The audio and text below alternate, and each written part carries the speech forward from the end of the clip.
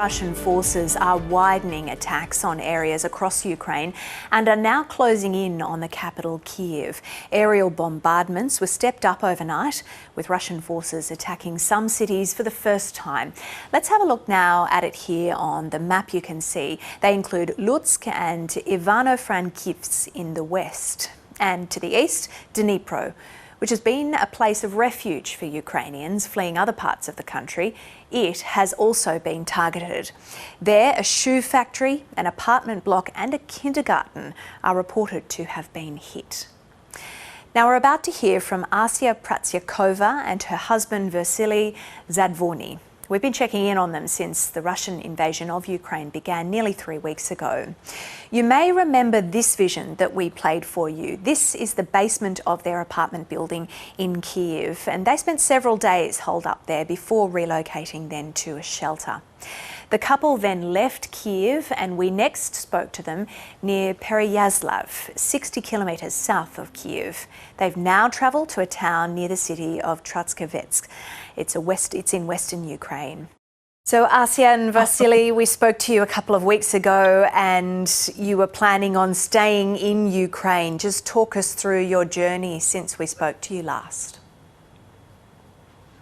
So we stayed in Kiev for 3 days, and then we spent whole these 3 days and nights in shelter with our cats, and it was terrible because we could hear all explosions, and then I was getting so nervous and panicking that we and two of our friends journalists, we left to the village next to the Kiev. It's like 50 kilometers away. Then we spent there like a week. A bit more than a week, yeah. 10 days. And after that, again, we got some information that this direction might be getting dangerous there. As you know, the part area next to the Kiev in northeast is totally destroyed. Half of people there are killed and dead. So we left to western, and now we are in Carpathian Mountains, and yeah. So yeah, I can only add that I guess on the second night we woke up because we saw how the missile was exploded in the Kiev sky, and that's our anti-missile system. Target this Russian missile, and we know afterwards that then the part of this missile fell on some houses, and several apartments was just burnt out because of this fuel in the missile. After that, yeah, we definitely spent like 3 days in the shelter on the underground and moved to the city. And what's going on around the Kiev? So as far as we understand, if someone can understand Russians, they are trying to surround the cities. We see what's going on in the cities that were almost surrounded, like Mariupol, Chernihiv, Kharkiv. They just destroyed civilian houses and killed people. Today we heard that almost 1,500 of civilians were killed within these days in Mariupol. It's a southeastern city of Ukraine. That's why, like, after spending 10 days, I guess 10 days, it's really hard to calculate these days. Near Kiev, we just decided to move on the western part of the country. Because we might appear on the front line of this surrounding, and there was a really long column of tanks and other techniques nearby us. So we decided, like in 30 kilometers or kind of that. So we decided to move. Last days, Ukrainian government report that this column was destroyed, but still there are missile strikes in the villages near to those villages, where we were. So yeah, right now we are in the Carpathian Mountains, but still even here we walking up in the night because of air alert. We do have in Ukraine developed mobile application which inform people about air alerts. Tonight, for example, we rose at like 4 a.m., 5 a.m., and we have to go out, find the shelter here, because an air alert was also. Tell us about your decision to stay in Ukraine. Why have you made that decision, and have you got friends and family that have made a similar decision?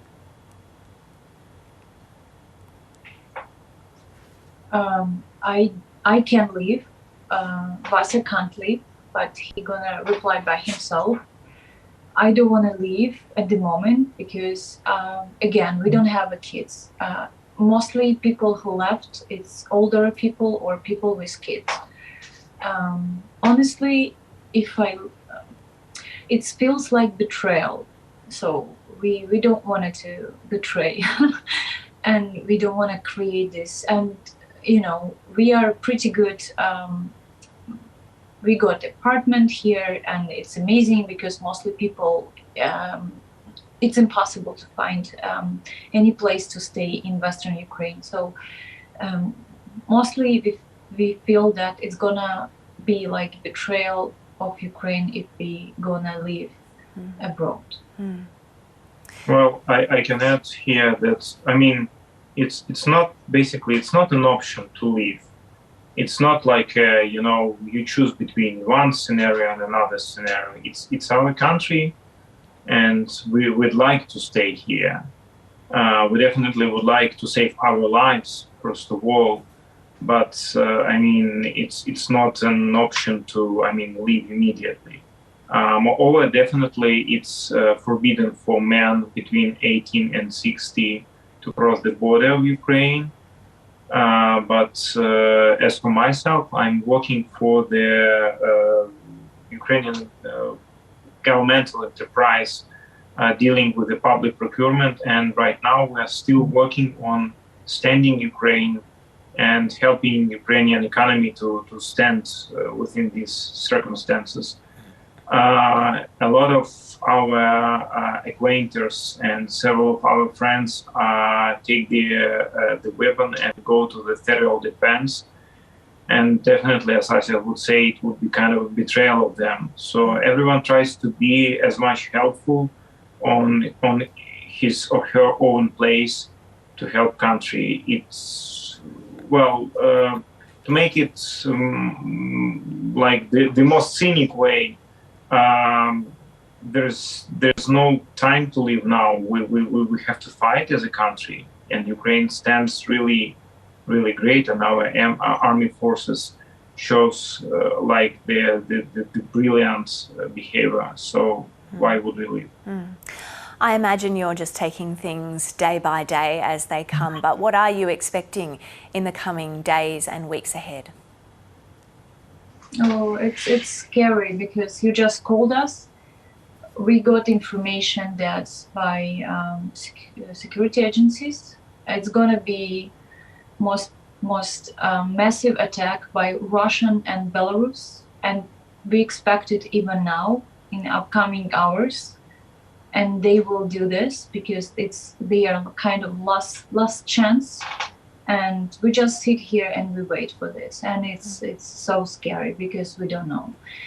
And probably they will bomb whole Ukraine, even Western. So there is no safe place now. And so we sit here and expect if our friends or our parents will survive this night, or we will survive this night. So. As for expectations, it's really hard to explain.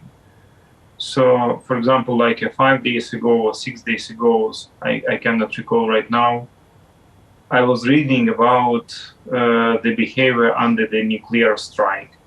And that was, like, oh my God, what am I reading about? So I could not imagine that something like that would be really necessary to read in the 21st century. But now, to be honest, like almost everything could happen. So the Russian behaves as an absolutely terrorist, as an absolutely insane. So they bomb like the civilian houses. Today there were a press conferences of captured Russian pilots, which were captured in Ukraine. So they catapulted and were captured in Ukraine.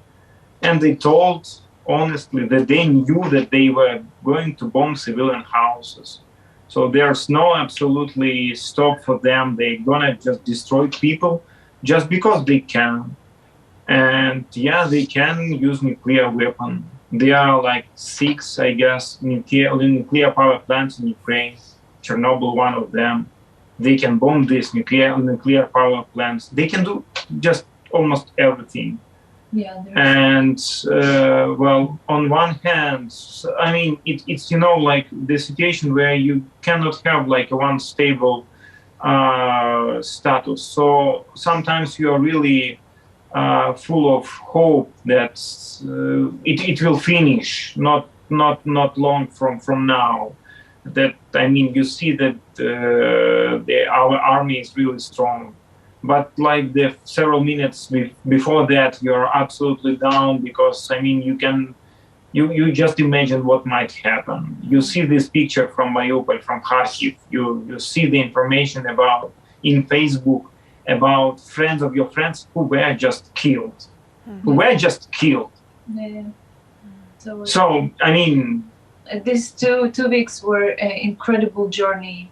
And yeah, so probably if we survive, we won't be the same people. It's definitely. So I mean, it's not time to expect something. It's time to stay strong and do what you can. That's everything, and to pray probably if you can. So that's it.